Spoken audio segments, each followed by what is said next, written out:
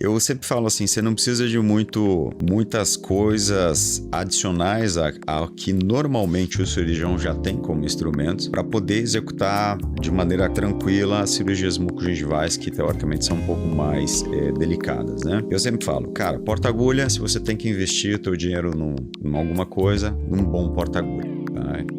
Micropinça. Eu gosto daquelas micropinças com o dentinho de rato bem pequenininho, cara, mas é delicado. Esses são 2 instrumentais. E fora isso, kits de tunelização adequados, né? E aí tem uma história interessante que era, eu fazendo as tunelizações, eu não sentia que os meus tunelizadores, eles eram delicados o suficiente para trabalhar. E eu já viajava, comprava kits de tunelização, eu tenho lá umas 5, 6 marcas de tunelizadores diferentes do mundo inteiro. E aí um dia eu falei, cara, eu preciso de um instrumental diferente, eu queria ter um instrumental que chegasse aqui e tal. E aí um dia eu fui lá na Supremo, em São Paulo, né, na indústria deles lá, eles me convidaram, Ricardo, vem aqui.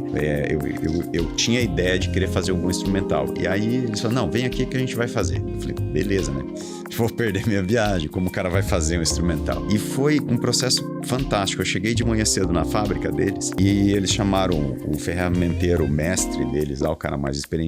Ricardo, então você tem na ideia de um instrumental? Tenho. Então vamos fazer o seguinte, eu vou fazer o instrumental para você vai me orientando aqui. E ele pegou um instrumental base, mais ou menos com a descrição que eu queria. É mais ou menos esse. Eu falei, mas precisa ser assim, assado e tudo mais. Então beleza. Ele pegou basicamente uma barra do metal ali, que é o que eles usam para fazer o instrumental, e ele começou a aquecer, moldar e fazer. E em torno de uns 30 minutos, ele tinha uma ponta, né, do instrumental exatamente do que estava aqui na minha mente. E fantástico. Daí ele pegou assim, tá muito flexível ainda. Eu falei, tá flexível. Então peraí. Fez a têmpera na hora, tá aí agora. Agora tá bom. E aí a gente passou o dia inteiro, o cara desenhando, né, fazendo os instrumentais. Quando a gente finalizou o dia, a gente tinha um kit com 5 instrumentais, com aquela ideia da tonalização pela necessidade clínica, né?